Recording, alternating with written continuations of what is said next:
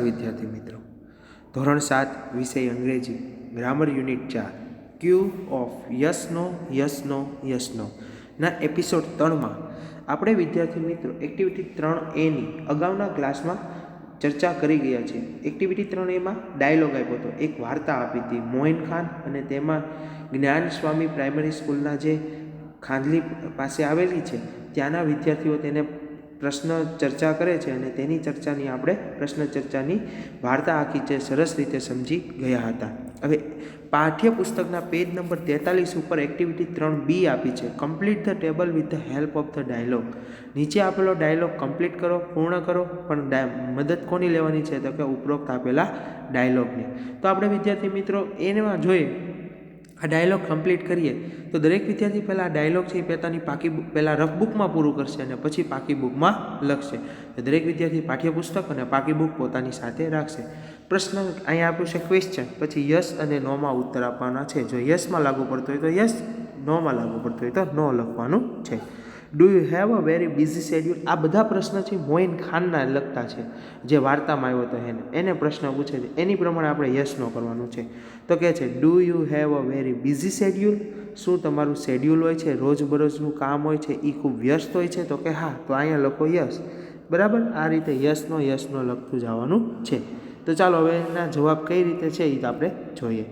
Do you it breakfast after exercise? શું તમે તમારો નાસ્તો છે એ કસરત પછી કરો છો? તો કે હા. તો યસ લખો.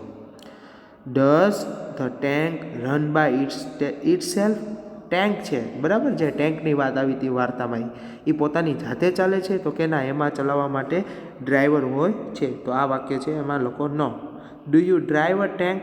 શું તમે ટેન્ક ચલાવી શકો છો? મોઇન ખાનને પૂછે છે. તો કે ના, એ ટ્રેન ચલાવી શકતા નથી, કારણ કે એક પ્રકારના ઇન્ફર્નેટરી ઓફિસર છે, બરાબર, એટલા માટે. એટલે અહીંયા લખો no. Do you carry the weapons with you? બરાબર, તમે તમારી સાથે ઓજારો રાખો છો? તો કે હા, રાખે છે. તો કે લખો yes. Do you have your family? શું તમારે તમારું કુટુંબ હોય છે? તો કે હા. તો લખો yes. Does your wife come to meet you there? શું તમારી પત્ની તમને ત્યાં આવીને મળી શકે? તો કે ના, એટલે નો.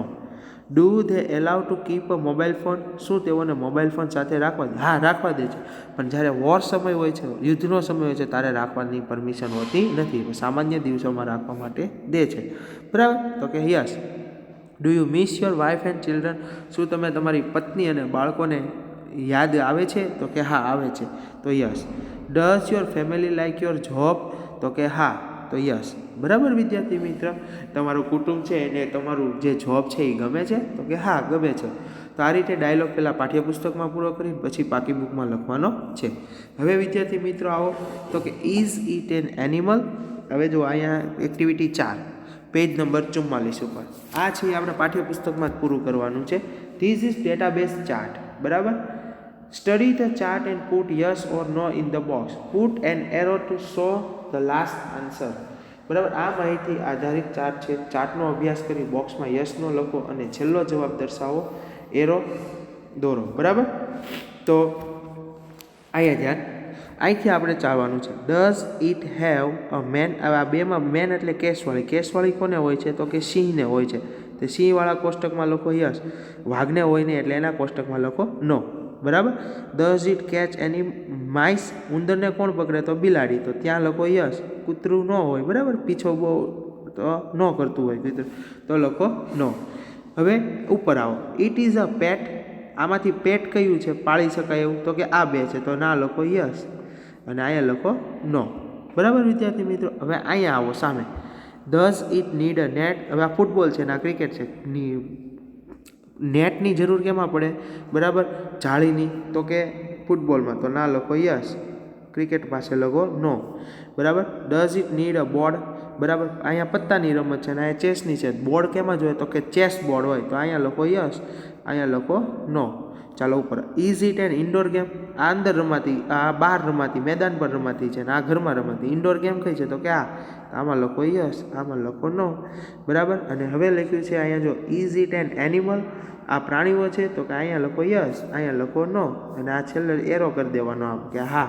બરાબર વિદ્યાર્થી મિત્રો, આ રીતે આખો ચોરસ છે એ સરસ રીતે આમાં છે એ પૂરું કરી તમારે દેવાનું છે. હવે વિદ્યાર્થી મિત્રો આવો activity 5, read the sentence and understand the chart filling the blacks. હવે વિદ્યાર્થી મિત્રો આપણે ગ્રામરનું યુનિટ 1 તમારું ધ સિમ્પલ પ્રેઝન્ટ ટેન્સ, સાદો વર્તમાન કાળ, બરાબર. ગ્રામરનું યુનિટ પહેલું આપણું સાદો વર્તમાન કાળ, બરાબર, એ આપણે શીખી ગયા. આ એને આધારિત છે. તો સાદા વર્તમાન કાળની આપણે ચર્ચા કરી અને એનો પ્રશ્નાર્થ બનાવવો હોય તો ડુ કે ડઝનો ઉપયોગ સહાયકારક તરીકે કરવો, બરાબર. જ્યારે ડુ અને ડઝ આવે, બરાબર, ડુ હોય તો ક્રિયાપદનું મૂળ રૂપ પ્રશ્નમાં થઈ જાય છે. તેવી રીતે કે ડુ કે ડઝ, બરાબર, જે હોય એમાં પણ ક્રિયાપદનું કયું રૂપ થઈ જાય? મૂળ રૂપ. હવે ડઝ કઈ રીતે આવે તો ક્રિયાપદને શું લાગેલું હોય? એસ કે ઈએસ લાગેલો હોય છે. જો ઉદાહરણમાં tiny toss join in garba, બરાબર. તો ટોસ પછી જોઈન અંદર છે એટલે મૂળ રૂપ છે. તો પ્રશ્ન ક્યાંથી બને? તો ખાલી જગ્યામાં લખો ડુ, પછી વાક્ય ન કરતા, બરાબર, ટાઇની ટોન્સ, પછી ક્રિયાપદ આવે ઈ એમ નામ, બરાબર, મૂળ રૂપમાં. ઇન ગરબા ક્વેશ્ચનમાં યસ, પછી ટાઇની ટોસનું સર્વનામ લખવાનું તો ધે ડુ. તો સામે જુઓ વિદ્યાર્થી મિત્રો લખ્યું છે જોઈન, પછી અહીંયા લખ્યું ક્રિયાપદ જે વપરાયું હોય એ, પછી અહીંયા લખવાનું ડુ કે ડઝ અને અહીંયા લખવાનું છે જોઈન. તો ચાલો હવે આપણે અભ્યાસ કરીએ 2 નંબરથી, બરાબર વિદ્યાર્થી મિત્રો. વિમેન વિયર કુર્તા પાયજામા, બરાબર, બહુવચન છે એટલે શું આવશે? સહાય ખાલી જગ્યામાં ડુ જ છે, પણ એ કોઈ આપણને આપી દીધું ડુ વુમેન, પછી વિયરનું વિયર. તો ચાલો વિયર લખો બધા. કુર્તા પાયજામા, પછી નો, પછી ધે ડોન્ટ. તો હવે અહીંયા જો તમારે વિયર આપ્યું છે, ડુ આપ્યું. આ જે છે એ વાક્ય મૂળ રૂપમાં વિધાન વાક્યમાં ક્રિયાપદનું રૂપ હોય તો વિયરનું અહીંયા થઈ જાય વિયર, બરાબર. ચાલો 3 નંબર, નવરાત્રિ મીન્સ 9 નાઇટ્સ, બરાબર. આ મીન્સ નીચે અંડરલાઇન છે એટલે તમારે ખબર પડી જાય કે એસ કે ઈએસ વાળું રૂપ છે એટલે શું આવે? ડઝ આવે, બરાબર.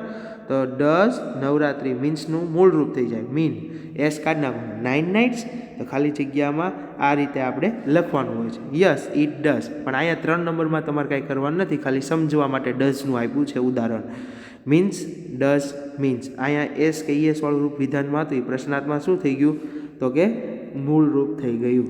ચાલો હવે 3 number, Kavita knows about Navratri, બરાબર. તેમાં જો ડઝ કવિતા આપી દીધી, નોઝનું શું થઈ જાય? No. About Navratri no she doesn't. હવે અહીંયા નોઝ આપ્યું છે, તમારે ખાલી જગ્યામાં શું થઈ જાય? મૂળ રૂપ. આપણે જે ચેન્જીસ કર્યો છે એ શું થઈ ગયો? નોઝમાંથી નો થઈ ગયું. ચાલો 5મું, Ketki and Kavita write letters to each other, બરાબર. તો ખાલી જગ્યામાં બહુવચ રાઇટ છે, મૂળ રૂપ છે, અને કેતકી અને કવિતા 2 વાક્યના કરતા બહુવચન છે એટલે ડુ લખો ખાલી જગ્યા.